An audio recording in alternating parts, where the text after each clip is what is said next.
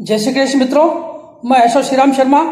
आज हम बात करने जा रहे हैं अपने पूजा स्थान में कौन कौन से देवता को आप रख सकते हैं और कौन कौन से देवता को नहीं रखना चाहिए। हमारे ज्योतिष ग्रंथों में तथा वैदिक शास्त्र में पंचदेव की पूजा की जाती है। सबसे पहले पंचदेव में श्री गणेश जी महाराज, और उसके बाद माँ दुर्गा, उसके बाद शिव, और उसके बाद विष्णु भगवान तथा सूर्य देवता का भी ऊपर विग्रह रख करके नीचे चार जो देवता को रखा जाता है, इसमें ये चारों की पूजा की जाती है। वैसे पंच देवों का पूजा स्थान में रखना जरूरी है। इसके अलावा आप रखेंगे तो शास्त्र विधि से आपको पूजा स्थान में रखना चाहिए। उसकी सोच समझ करके आप पूजा कर सकते हैं। और अब मैं बताने जा रहा हूं कि कौन कौन से घर में ये किस प्रकार से देवता को रखा जाता है और कौन से देवता को नहीं रखा जाता है। शालिग्राम की भी मूर्ति आप विग्रह रख सकते हैं, लेकिन शालिग्राम का जो पूजा या प्राण प्रतिष्ठा उसकी नहीं की जाती है और स्वयं प्राण प्रतिष्ठित रहता है। अब मैं बात करने जा रहा हूं, घर में 2 शिवलिंग कभी भी नहीं रखना चाहिए। घर में 3 गणेश जी की मूर्ति कभी भी नहीं रखना चाहिए। 2 शंख कभी भी नहीं रखना चाहिए तथा 2 सूर्य की प्रतिमा कभी भी नहीं रखना चाहिए। 3 दुर्गा की मूर्ति कभी भी नहीं रखना चाहिए तथा 2 गोमती चक्र कभी भी नहीं रखना चाहिए और 2 शालिग्राम कभी भी नहीं रखना चाहिए पूजा स्थान में। ये रखने से घर में अशांति होती है तथा शिवलिंग इतना सा घर में रख सकते हैं, छोटा सा। अगर शिवलिंग इतना बड़ा रख लिया तो मंदिर के हिसाब से रखा जाता है, उसकी प्राण प्रतिष्ठा करके मंदिर के हिसाब से रहता है। वो शिवलिंग छोटा सा रहना चाहिए, 1 अंगूठे के बराबर इतना।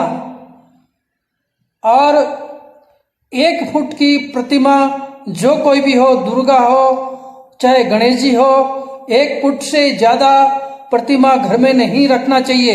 अगर वो घर में रखे तो घर में अशांति होती है। उसको नित्य भोग लगाया जाता है, प्राण प्रतिष्ठा की जाती है, उसमें प्राण डाले जाते हैं और जैसे वस्त्र अलंकार है उसको पहनाया जाता है। इसलिए वो मंदिर के हिसाब से 1 फुट से ज्यादा, 1 फुट से कम भी रखना चाहिए घर में। अगर 1 फुट से ज्यादा अगर होगा तो मंदिर के हिसाब से रखा जाता है, प्राण प्रतिष्ठित करके उसको भोग लगाया जाता है, उसका श्रृंगार किया जाता है। ये सब नित्य अपन जो क्रिया करते हैं वो हिसाब से उनको कराना जरूरी है।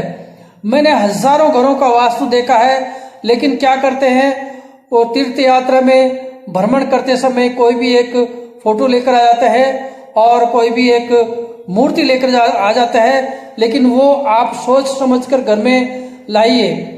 आप अगर उसकी पूजा कर सकते हैं, जगन्नाथ की पूरी और शिव भगवान और द्वारकाधीश इत्यादि, दुर्गा माता, दुर्गा का विग्रह फोटो वगैरह लाए, उसका कुछ महत्व रहता है।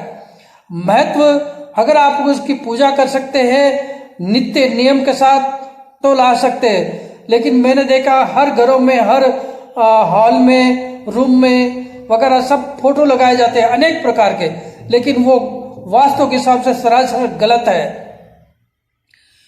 वो आप अपनी इच्छा के अनुसार ला सकते हैं, लेकिन वो वास्तु के हिसाब से सही है या नहीं है वो अपन देखना जरूरी बताया गया है। अगर उसकी पूजा नित्य नेम कर सकते हैं तो आप ला सकते हैं और वो भी अच्छे ज्योतिषी की राय लेकर ला सकते हैं। लेकिन वो फिर अगर लाने के बाद अगर टांग दिया जाए या कहीं पर रख दिया जाए तो वो सरासर गलत है, वास्तु के हिसाब से नहीं रहता है। मैंने कई घरों में महाभारत की प्रतिमा लगाकर देखा है युद्ध करते हुए, वो नेगेटिव प्रभाव देने वाला है। महाभारत का युद्ध है, घर में लगाए तो अशांति पैदा होता है। मैंने कई बार देखा कि शिव परिवार में कार्तिक स्वामी का भी विग्रह रहता है, लेकिन कार्तिक स्वामी जो है वो सुनसान देता है। कार्तिक का जो है जंगलों के राजा है, इसलिए वो शिव परिवार का हिस्सा है, लेकिन घर में नहीं रखा जा सकता है। कारपेंटर जो भी है बना दिया, शिव परिवार में कार्तिक स्वामी बना दिया, गणेश जी बनाया, उनको तो बुद्धि नहीं रहती ना, उसको तो पैसे का मतलब है, जो बनाया हिसाब से बना दिया।